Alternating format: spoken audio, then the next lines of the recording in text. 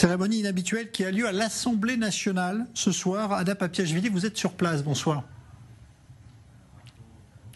Bonsoir Jean-Charles, absolument plusieurs centaines de personnes sont réunies ici dans la salle Colbert à l'Assemblée nationale à l'occasion des 80 ans de la libération du camp d'Auschwitz-Birkenau. Il y a ici derrière moi une survivante de la Shoah, Esther Senault, qui va témoigner de l'indicible. Il y a également des députés qui sont présents.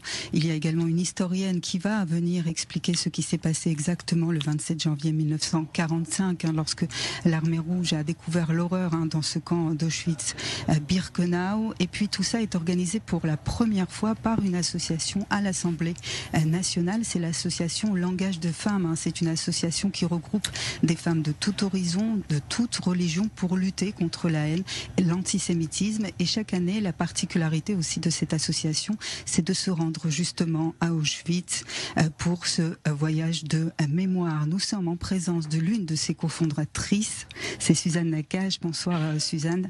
Alors ici, organisé à l'Assemblée, cet événement, c'est aussi un symbole pour, on va dire, la laïcité, la République et la transmission de cette mémoire. Oui, tout à fait.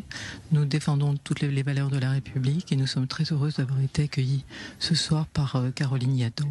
C'est elle qui nous a mis cette salle à disposition à l'Assemblée.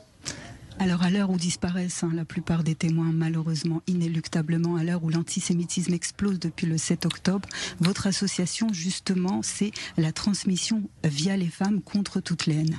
Oui, parce que nous considérons que l'éducation vient par les femmes. Ce sont les femmes qui transmettent, qui sont à l'origine. Ce sont les femmes qui ont de l'empathie. Et donc nous nous organisons, nous luttons surtout contre les préjugés qui engendrent la haine et l'antisémitisme. Et l'antisémitisme amène Auschwitz, amène le 7 octobre aussi, malheureusement. Et ces femmes, lorsqu'elles font ce voyage, est-ce qu'elles en reviennent transformées? Parce que c'est des femmes de toute religion aussi, c'est ça qu'il est important de dire. Oui, ce qui est important, c'est justement, ce ne sont pas simplement des femmes juives.